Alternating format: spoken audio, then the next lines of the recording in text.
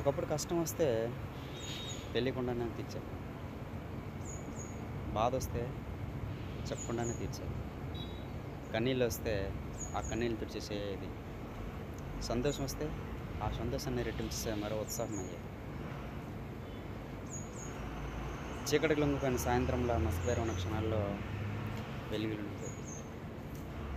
మునువాకిటి చెరిగిన ముగ్గుల్లో colours నింపి మరో కొత్త డిజైన్ క్రియేట్ చేసేలాంటాయి.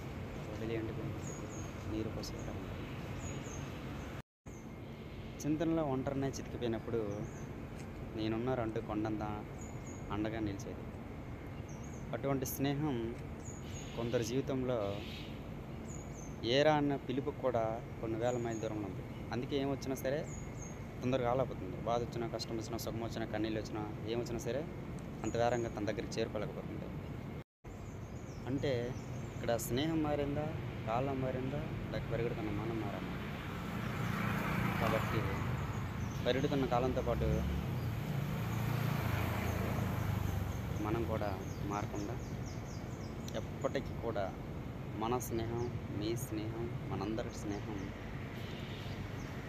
అన్ని వేళల్లో తోడుగా ఉంటూ ముందుకు సాగిపోవాలని ఆశిస్తూ అందరికీ హ్యాపీ ఫ్రెండ్షిప్ డే.